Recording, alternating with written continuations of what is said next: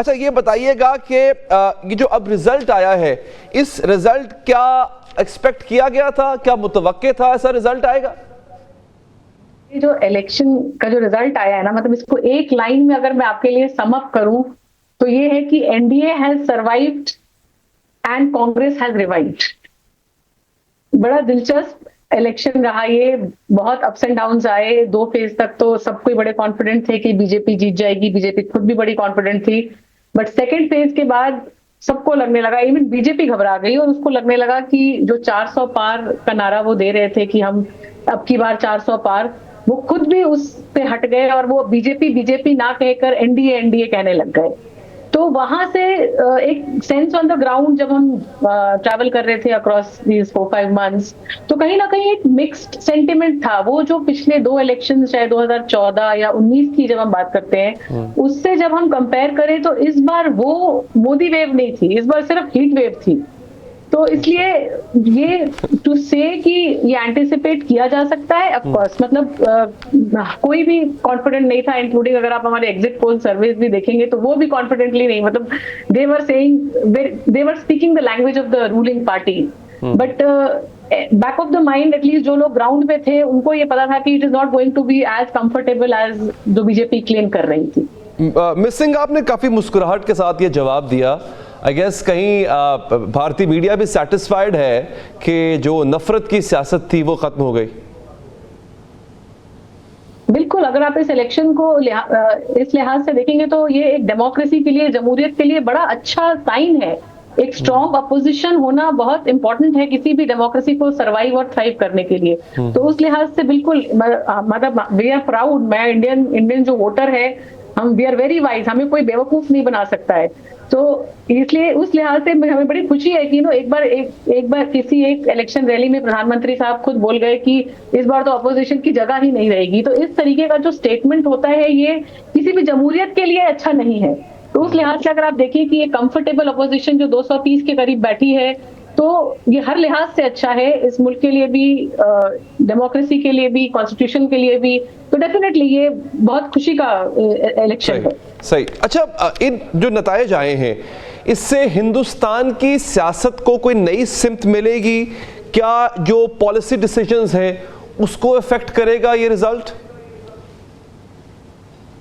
ये बड़ा इंटरेस्टिंग सवाल है और हर कोई अब यही कर रहा, इसी पे नेक्स्ट जो चर्चा है वो ये, क्योंकि बीजेपी के पास, मोदी साहब के पास पूरा कंप्लीट मैंडेट नहीं है जो उन्हें पिछले 2 बार से था। तो इस बार उन्हें एनडीए की जरूरत है। अनलाइक पिछली 2 बार वो उनके पास अपना मैंडेट था, तो पार्टीज अलायंस साथ में आए ना आए, खुश हो ना हो, इस बात से उन्हें कोई फर्क नहीं पड़ता था। बट इस बार इनके लिए जो इनके जो 2 अलायंस है, एक साउथ का चंद्रबाबू नायडू और एक बिहार के नीतीश कुमार, इनको साथ लेके चलना बड़ा अहम है। मतलब मोदी साहब को 2 बैसाखियों की जरूरत पड़ेगी इस बार सरकार चलाने के लिए। और मोदी साहब अनफॉर्चुनेटली अटल बिहारी वाजपेयी नहीं है, या उनका जो काम करने का मिजाज है वो उस तरीके का नहीं रहा है जो देखा गया है in the past, the way he has worked and the way he has handled his partners. तो उनके लिए, बीजेपी के लिए इस बार चैलेंज है, क्योंकि सीट शेयरिंग की भी बात होगी, कैबिनेट शेयरिंग की बात होगी, अब वो सब जो डिस्कशन है वो कहीं ना कहीं अंदर खाते शुरू हो गया है। उनको चाहिए, उनको ये 2 मेजर जो स्ट्रॉन्ग उनके एनडीए पार्टनर्स हैं, उनकी बहुत जरूरत है सरकार बनाने के लिए। तो डेफिनेटली इतना आसान नहीं होगा बीजेपी के लिए कुछ भी करना जैसे वो इन द पास्ट करते आए हैं। और दूसरी अहम चीज जो ये है वो राज्यसभा, क्योंकि अभी तक क्या था कि पिछली बार तक बीजेपी में को रखे बाद राज्यसभा में नंबर्स कंफर्टेबल थे।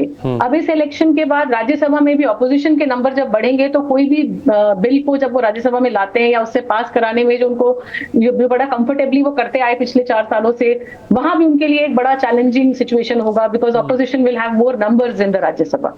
ठीक है। अच्छा मिस सिंह, अभी कुछ देर पहले राहुल गांधी ने कहा कि उन्होंने एजेंसीज के अगेंस्ट ये इलेक्शन लड़ा।